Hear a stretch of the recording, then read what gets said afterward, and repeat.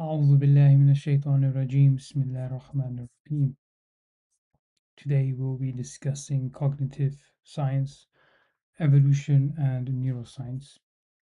This will be a continuation from the discussion from yesterday concerning Cognits theory put forward by Foster, looking at connectionism and also looking at someone who's challenged neo-Darwinianism for almost 30 years, Rupert Sheldrake. Found this recently and quite surprised actually that such a book was lying around in the bookshop, to be fair. In any case, Rupert Sheldrake, his research mostly is in agri-science, and I believe very recently he was doing research in Indonesia or Malaysia with rubber trees. He was studying how rubber from the ground, pardon me, how rubber in the trees interacts with the water and everything else within the tree. In fact, let's be a bit more accurate here. We have his text over there.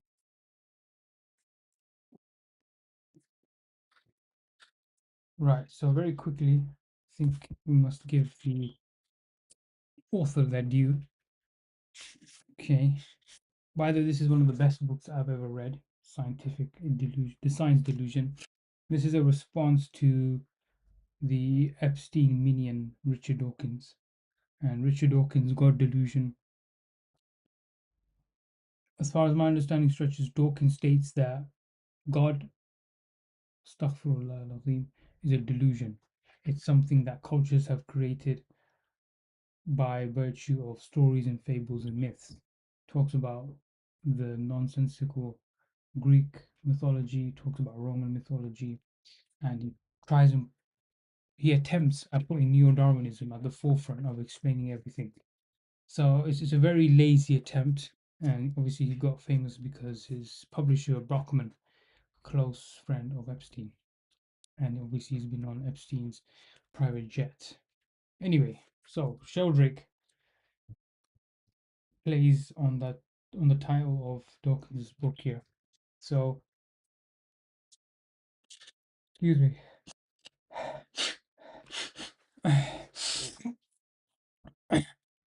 Right, so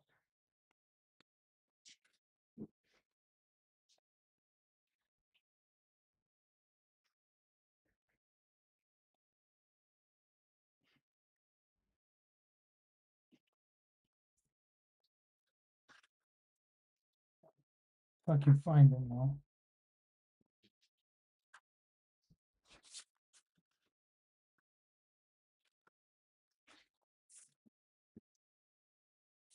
It's typical. I don't think I'm not gonna find it. Hopefully I can. Morphic resonance. Here we go.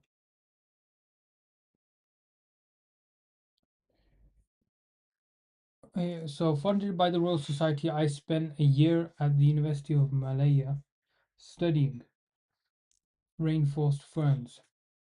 And at the Rubber Research Institute of Malaya, I discovered how the flow of latex in rubber trees is regulated genetically, and I shed new light on the development of latex vessels. So very niche research he's done here. He's I'll state this again.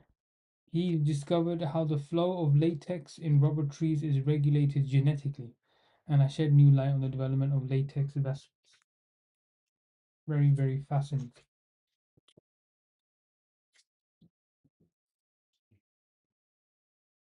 Okay. Anyway, so what we're going to do is quickly discuss Foster's Cognits briefly, and after we discuss Foster's Cognits, we shall jump into the Stanford paper here, as you can see on your screen, and then briefly I'll talk about Sheldrake's morphological resonance that he speaks of. And the reason for this is twofold. Number one, we stopped yesterday at looking how the hierarchy of cognates exist and interact with the environment.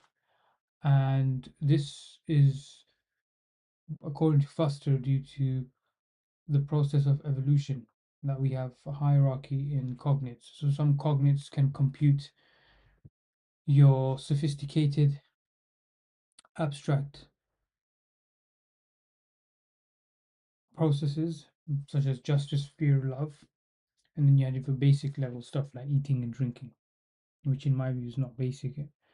But yeah, and this then leads into the idea of evolution. And it's not really a watertight theory to begin with. Okay, so we'll just start with that.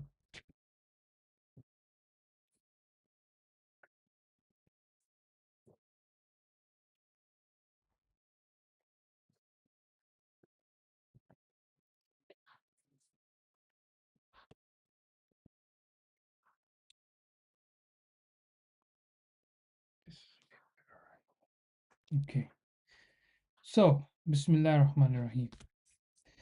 Let's go to Foster's paper we were looking at yesterday. So yeah, our module postulates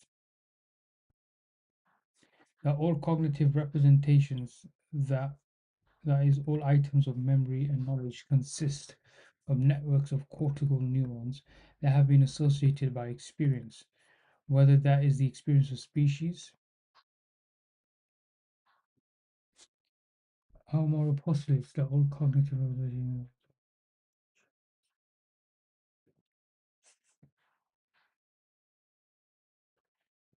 Phyletic memory, or the experience of the individual organs. Right, this is interesting because I think I read something in here.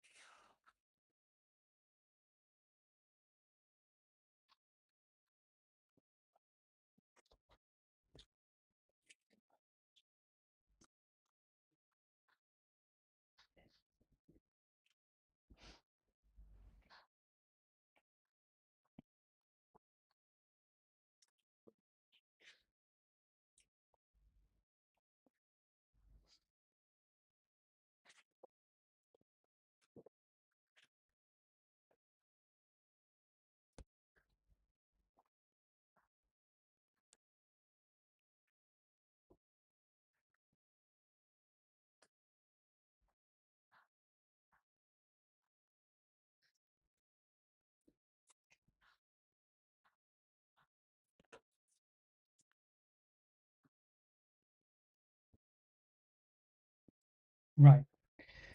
A cognate is one such network. Cognates are of an immense variety in terms of size, that is, number and cortical distribution of the neuron that form them. And in terms of content, the content of a cognate derives directly from its component neurons and, above all, the relationships between them. Right. So, cognate contents, so what's in them, is derived from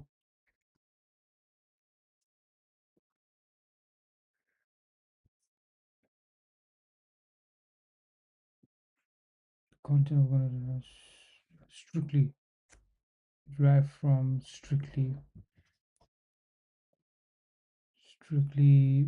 from its component neurons, from its component neurons.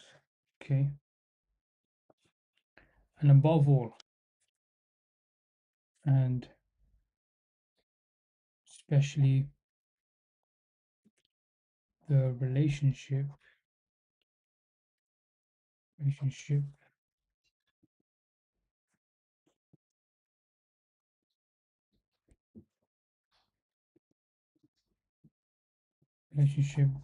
between them.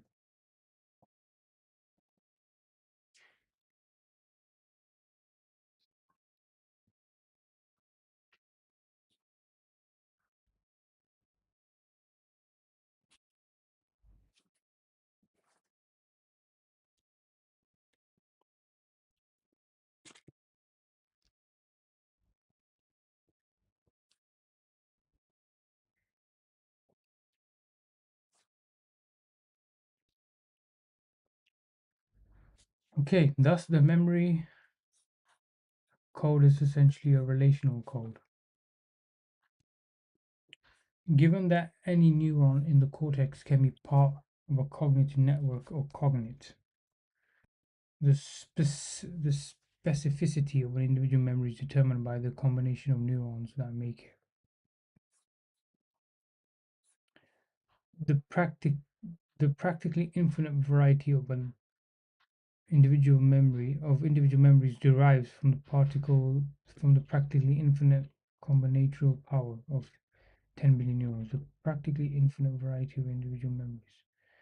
Are they infinite though? I think this is what again Sheldrake speaks of here. If I remember, EFGH.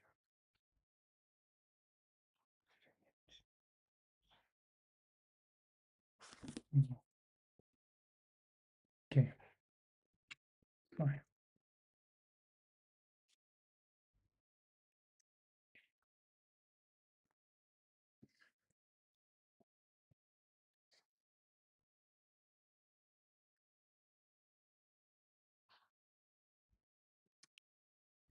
Specific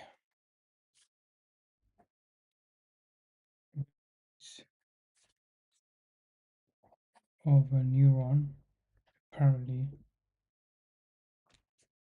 is determined.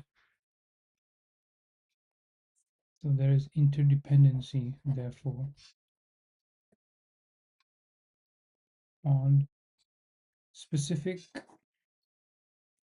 memories of a neuron is determined interdependent on the combination of neurons that make it. So we're essentially looking at the formation and representation of memories as time goes on. To comprehend the hierarchical organization of the different forms of memory with regard to content and cortical topography, it is necessary to pay close attention to a few general principles of cognitive formation. One such principle stipulates that all cognitive networks have their origin on a base of primary sensory or motor cortex. Okay, let's check this out.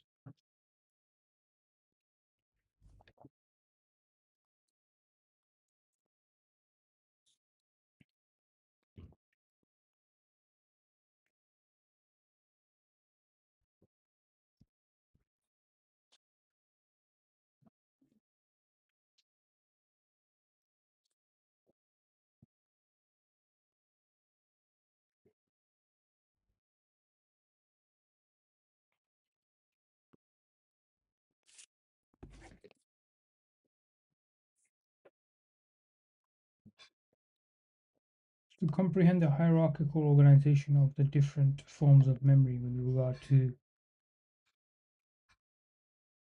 content and cortical topography, it is necessary to pay close attention to a few general principles of cognitive formation. Okay, principles. To understand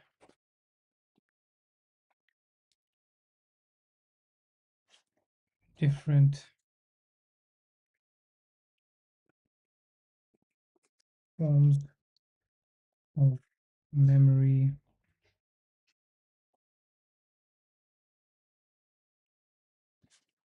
in relation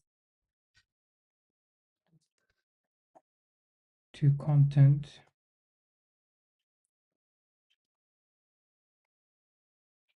and cortical topography. Cortical topography.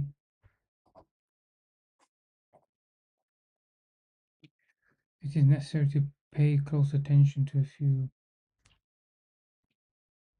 So, cognitive formation, principles of cognitive formation must be considered.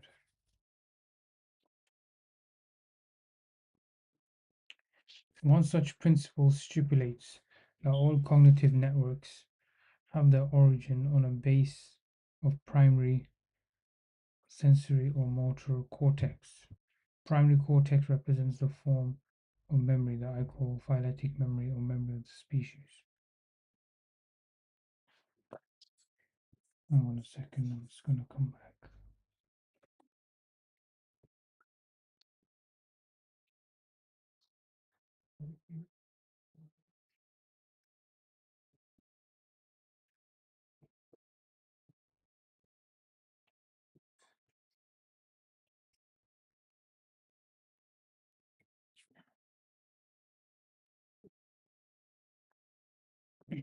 Okay, so give me a second here.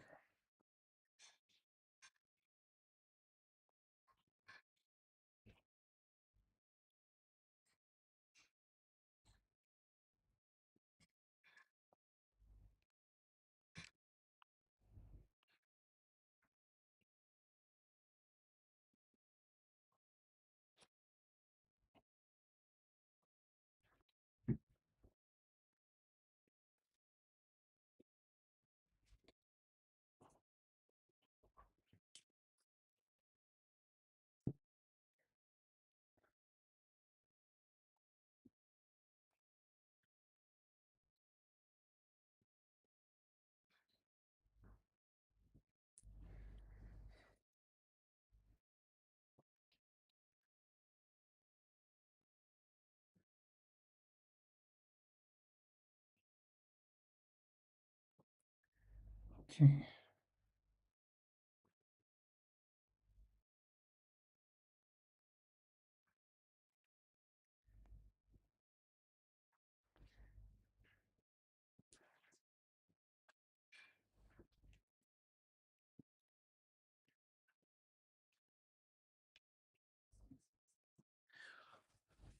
right, so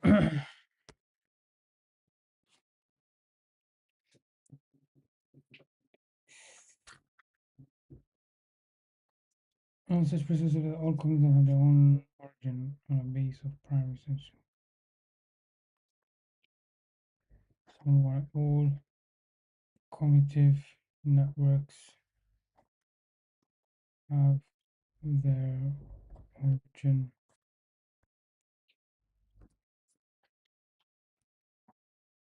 on a base of primary sensory motor cortex. Primary cortex represents the form of memory that I call phyletic memory or memory of the species. So he's now jumping straight into phyletic memory. So memory of species and the collective conscious. Although he doesn't call it the collective conscious, it's a similar sentiment, I guess.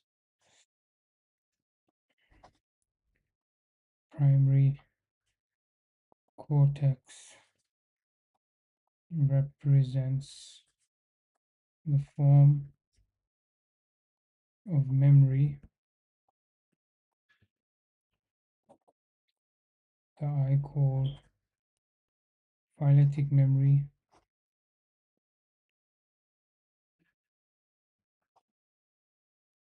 or the form of memory that Foster calls phyletic memory or memory of species. Of species. This form of memory is nothing other than the structure of the primary areas of the cortex at birth. Okay.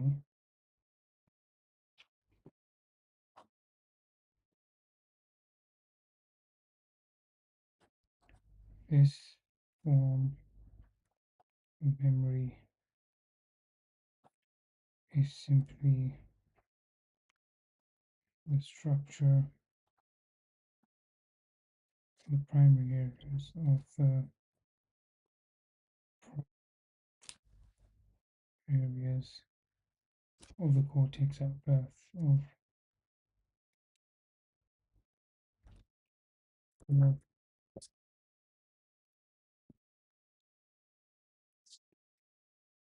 the cortex at birth.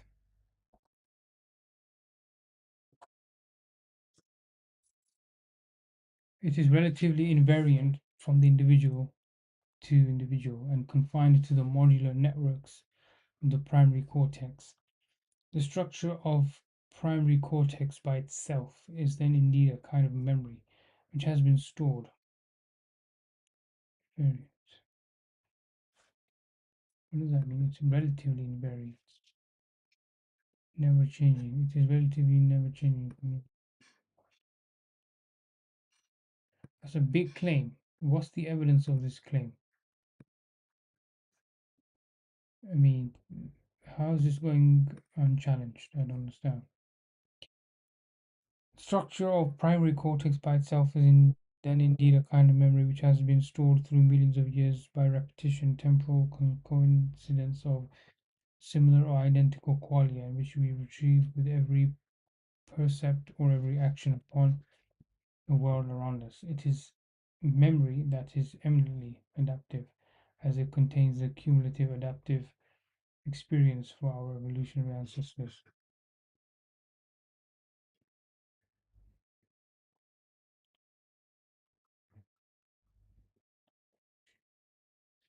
So this, so my critique here is what morphogenic or ontogenic evidence is there that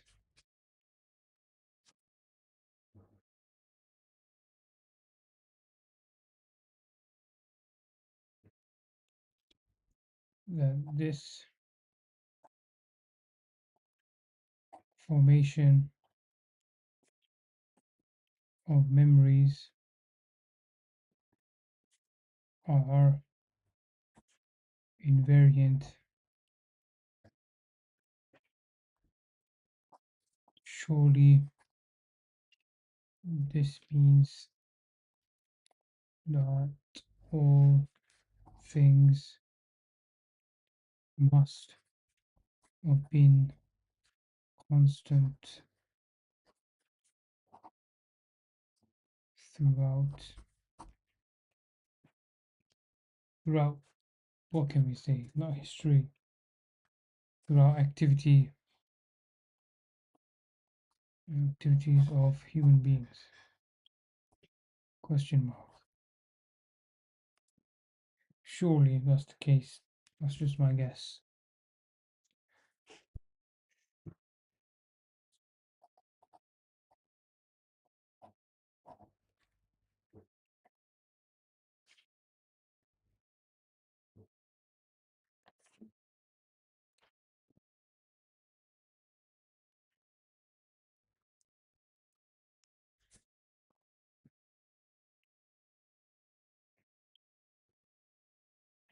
The structure of primary cortex and memory stored through this. How is structure defined? What postulates, what points, what convinces, what provokes one to simply reject Allah's hand, as in Allah's hand in creation over a over an arbitrary arm arbitrary claim that millions of years through repetition, the current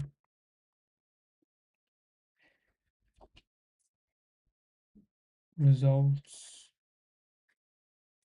i.e., structure, is final. That doesn't make sense to me. Departing from the base of phyletic memory in primary cortex, individual memory, namely the memory of perceptual or motor experiences, develops into the areas of posterior and frontal association cortex.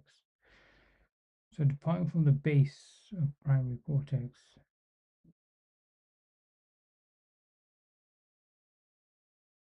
so the primary cortex, right? If I just draw a brain here very quickly,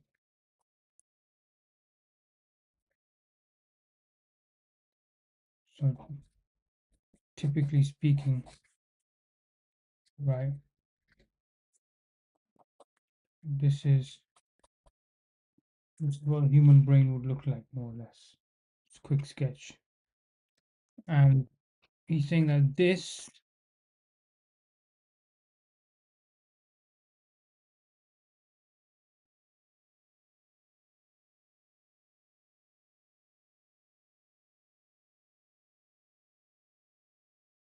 possesses phyletic memory, so the collective, okay?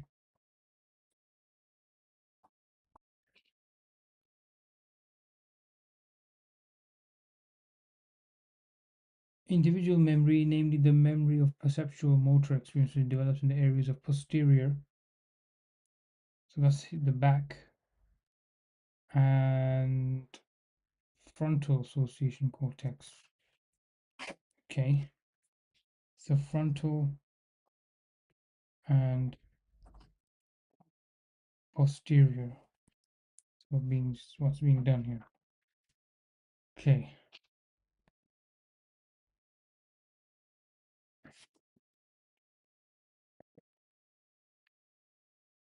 oops.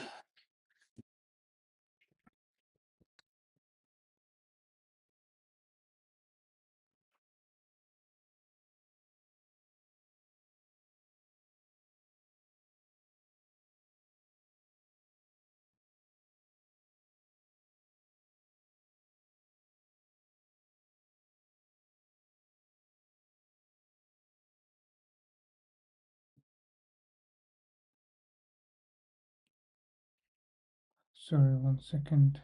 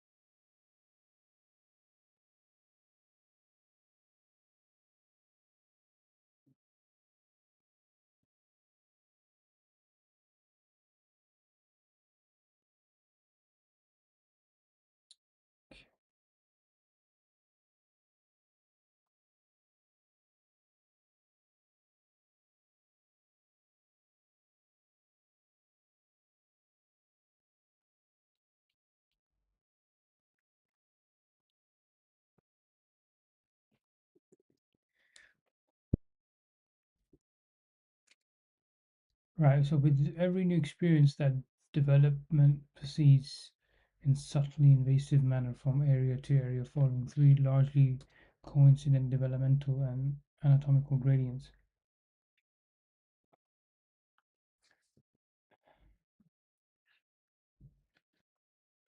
And those with every new experience, that development proceeds in subtly invasive manner from area to area, following three largely coincident developmental and those are phylogeny, ontogeny, and cortical connectivity.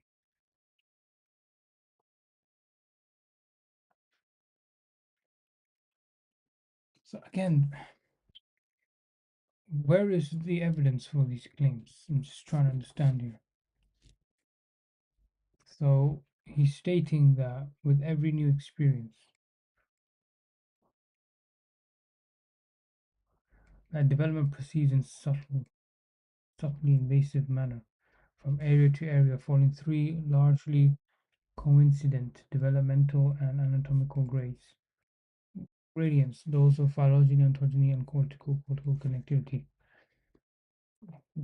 Check and this here. TikTok. Is not good enough. Fossil fishes are not good enough.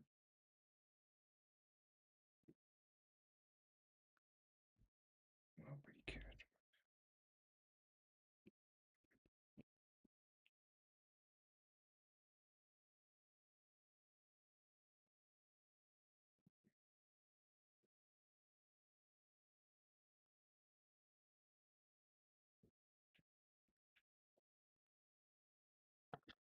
Why is this so slow? What's going on?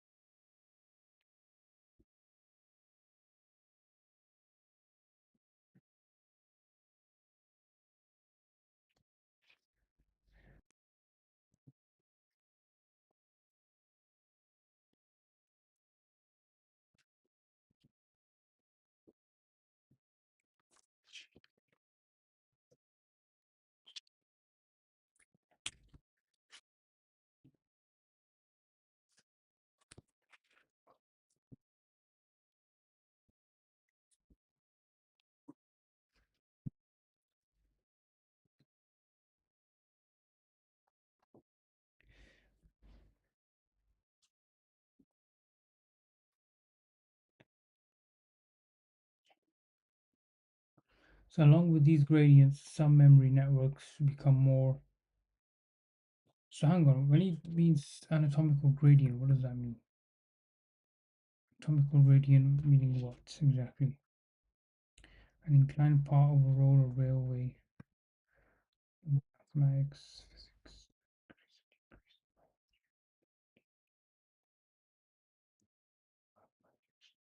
The vector formed by the operator delta acting on a scalar function is given point in a scalar field. The vector formed by the operator. Right, so here gradient has a different meaning. Okay.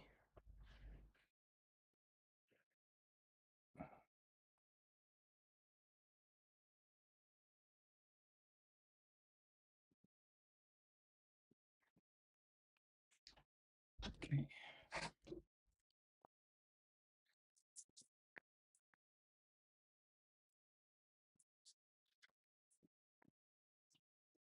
So this is developmental and anatomical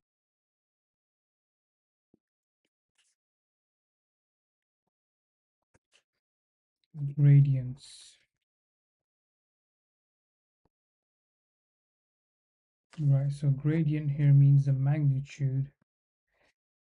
Okay.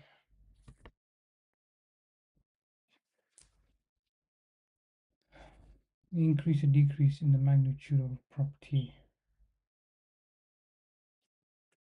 Increase or decrease in the magnitude of a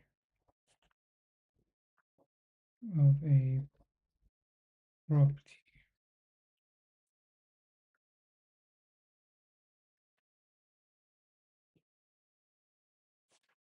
Now this is key. Observe in passing. Observe observed in passing. Okay. From one point or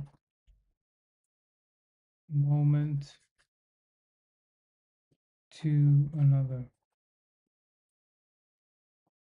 Okay. So apparently phylogeny, species and organism reacting to the environment, ontogeny, origin of organism, and cortical. So part and the paths connectivity. All of these simultaneously have to be involved here. So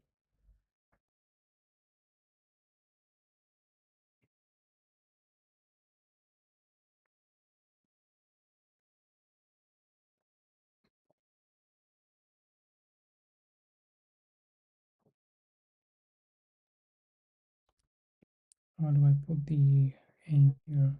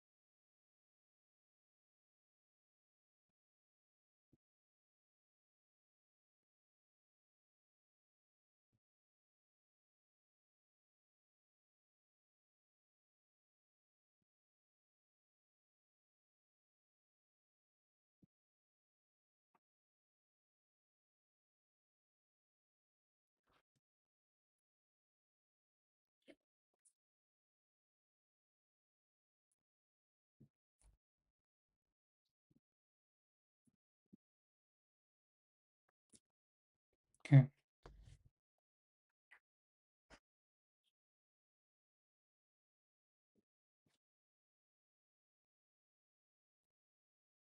So you have phylogeny,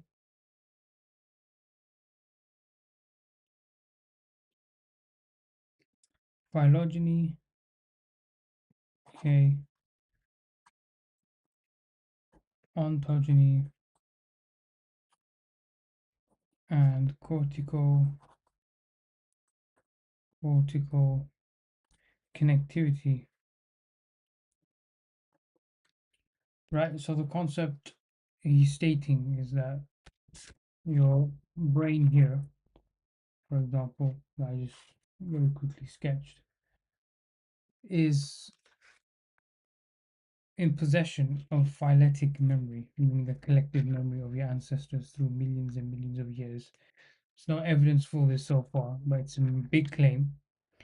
And frontal posterior, so the front here and the posterior is the back of your brain, are able to function because of this structure that's been kept for millions of years. Now he states that there are developmental and anatomical gradients. So gradients in this case means the magnitude. so the increase or decrease of the magnitude of a property observed in passing from one point or moment to another. So the simplest idea in mathematics, right, is if I draw a very quick graph here, make sure to double tap the screen, guys. Thank you very much. So the idea is that you gradient in basic mathematics here. Gradient is the point you measure from one point to another. So for example, these points in a gradient you can measure. But he's stating apparently phylogeny, ontogeny, and cortical connectivity are these gradients. Then he says, Foster, the neuroscientist, along these gradients, some memory networks become more idiosyncratic, meaning unique and complex, while others become more abstract. Complexity results from divergence of connectivity into multiple networks, forming analytical and discriminant cognites, episodic memory. Abstraction results from both convergence and divergence of connectivity into large networks. So your semantic cognites and memory, right? So what he's stating is that upon some gradients of which the brain is structured, some memory networks become unique in of themselves, and some become complex. Okay, while others become more abstract. Very vague at the moment, but we'll see how he explains this. Complexity results from divergence, okay, of connectivity into multiple networks. So forming analytical and discriminant cognites, episodic memory. So cognate is a unit of knowledge. Okay. So it will look something similar to this.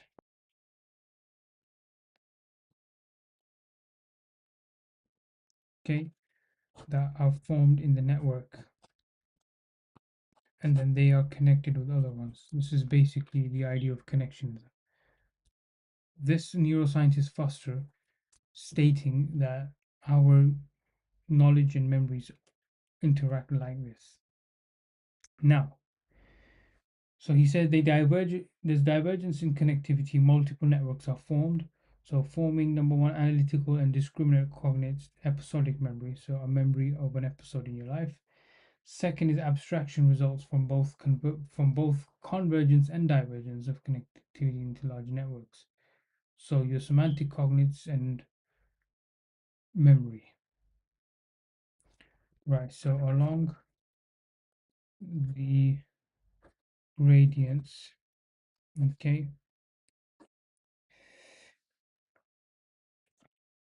some memory networks become more unique and complex, okay, while others are still abstract, while others are, others become more abstract. Okay, so we've understood the divergence and convergence of connectivity so far. Okay, because the three gradients of memory formation, phylogeny, ontogeny, connectivity, largely coincide temporally and spatially, we can trace them by focusing on any one of them, such as the ontogenetic gradient, as portrayed by the myelogenetic map of the cortex. We can trace them by focusing. Okay, check this out.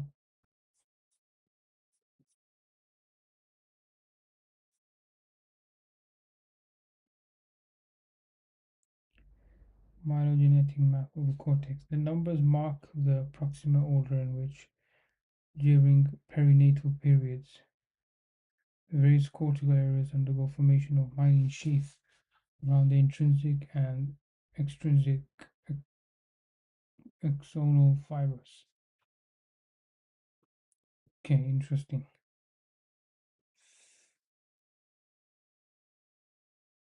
Hmm. So he's stating that the myelin sheath is the fat, if you want. So myelin sheath is similar to, for example, this wire. So inside this wire is your nerve, and around this plastic around it is your myelin sheath that protects the nerves. SubhanAllah. So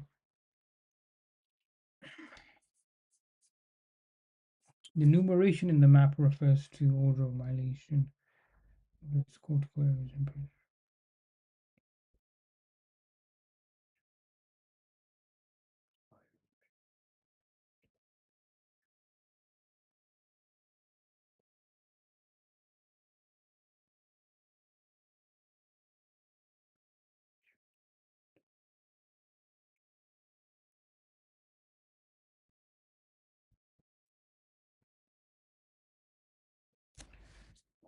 myelin genetic order, proximal order, which areas develop in the course of evolution, as well as optical cortical connectivity follows from primary to association neocortex. Following the direction of these gradients, memory networks or cognits are formed in association cortex by synaptic modulation of its neurons. As they accrue in the course of a lifetime, myriad cognits become organized in stratified and hierarchical fashion. The base stratum is phyletic memory, this innate localized module. Okay.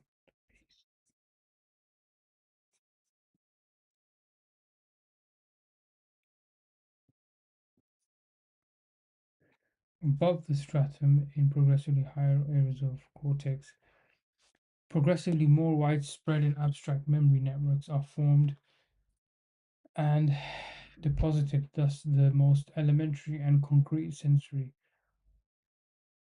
or motor memories lay in sensory and parasensory or motor and premotor cortex. Conversely, the more abstract semantic memories come to lie the highest strata of the association cortex of parieto-temporal and prefrontal regions. Okay, this is important. Conversely, stuff. Yeah, on the other hand.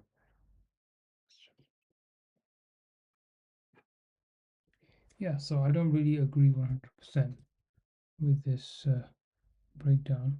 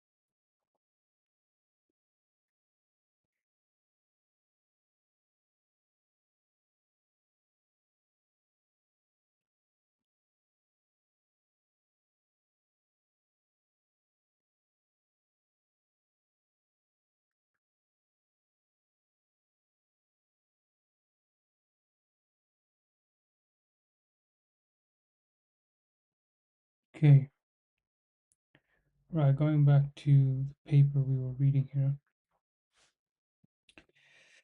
So he's basically stating that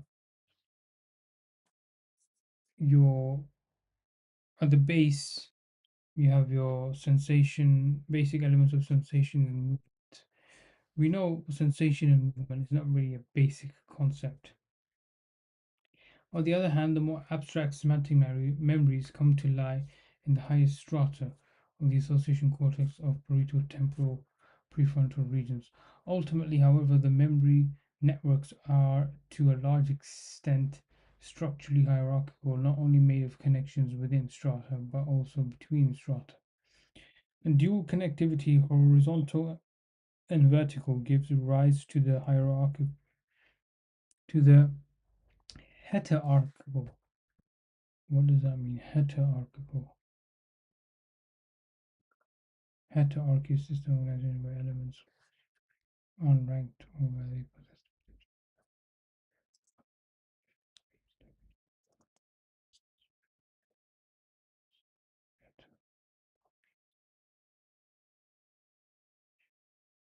Each element shares the same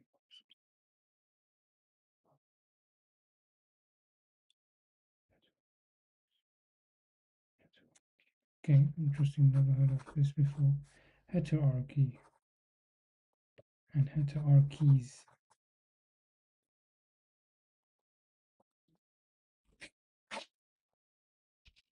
Okay, give rise to hierarchical networks that support hierarchical memories like most memories are, composed of both concrete and abstract elements of experience. Hmm,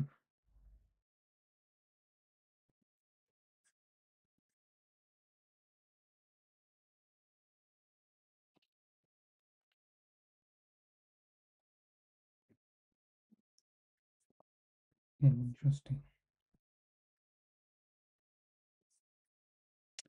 In summary, memories and items of knowledge, cognites that is, are neuronal networks hierarchically organized in the cortex of association made of horizontal within stratum as well as vertical between strata connections. Okay. It's a very big, bold claim, but let's see what evidence he has. The higher those networks are, the more widely distributed in higher cortex, the more abstract is the memory. Okay, let's read that one more time. The higher those networks are, as in this heterarchy. Heterarchy means so it's not like a triangle. Okay, it's it's horizontal. Each element has equal authority or power or influence, and then there's layers, vertical layers. The higher those networks are, the more widely distributed in higher cortex, the more abstract is the memory or knowledge they represent. Okay. So the higher they are, the more widely distributed in higher cortex, the more abstract memory or knowledge they represent. Networks overlap and intersect profusely. Some are hierarchies composed of neuronal assemblies at various levels of the organization. As a consequence of these modes of structural representation, a neuron or neuronal assembly practically anywhere in the cortex association can be part of many networks, and thus of many memories or items of knowledge. This kind of organization precludes any kind of anatomical modularization of cortical memory. This kind of why?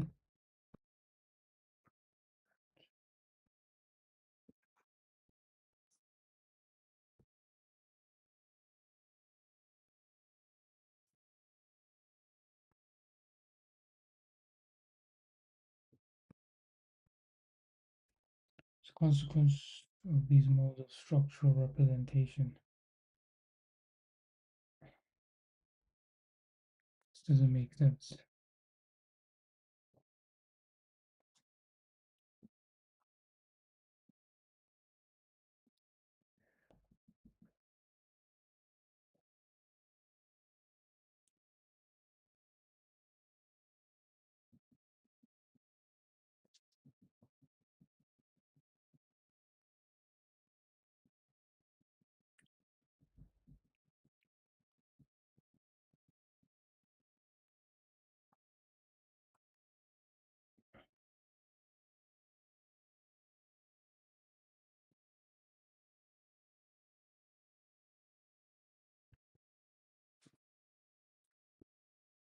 Oh, okay.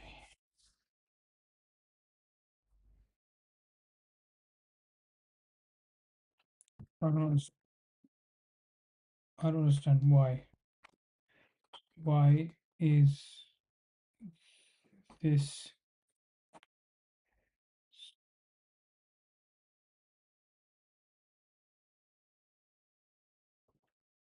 type of organization? Okay. Why is this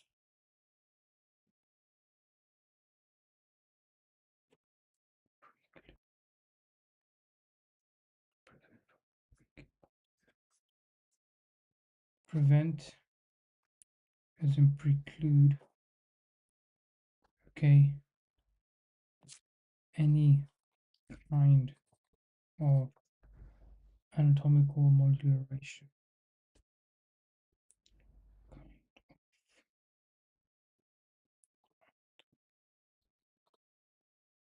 Modularization.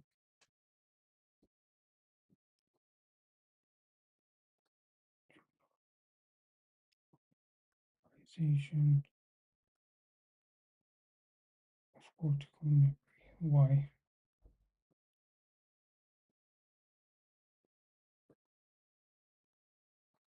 It's an important point that must be on.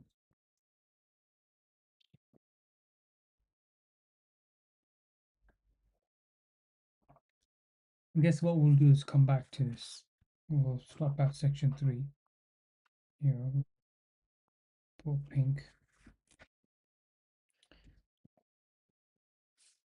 Very briefly, we shall read Sheldrake's work. I'm going to touch on.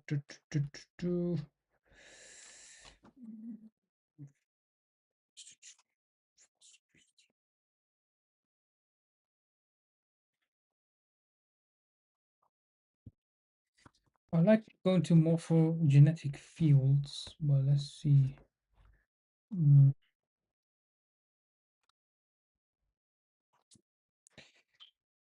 fields.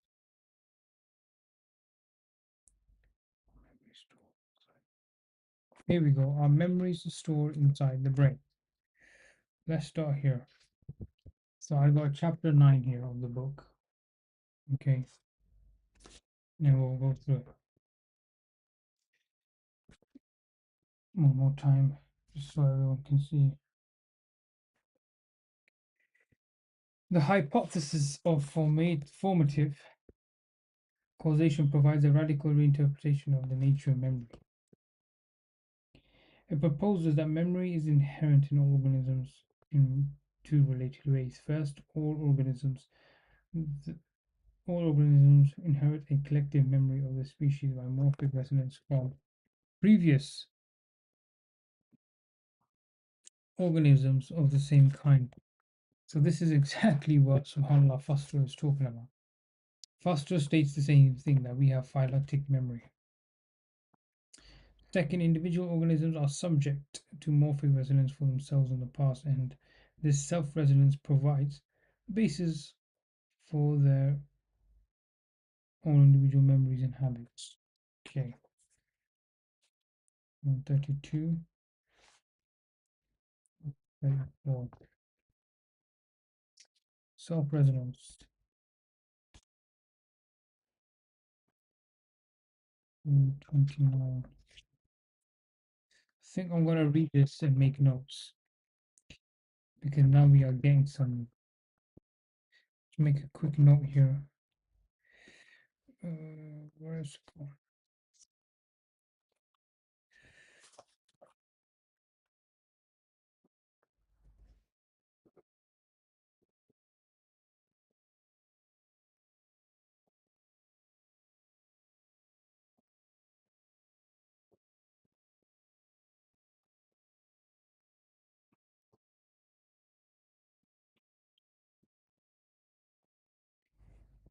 Okay, first, second, individual organisms are subject to, as we have seen in chapter 8, according to hypothesis.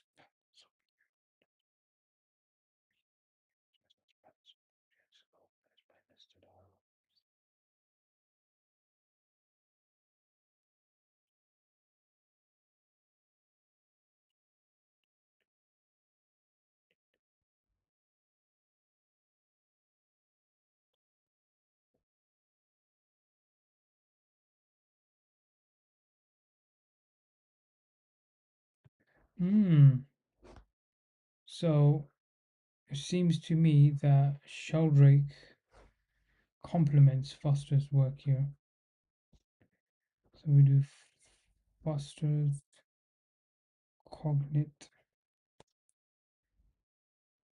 organization. Then I'm going to put here connectionism, of course. Then put here unified theories of cognition. So these are the things that can be broken down. So we'll stop here. It's been an hour. And inshallah we continue from here tomorrow. Assalamu alaikum wa rahmatullahi wa barakatuh. Assalam.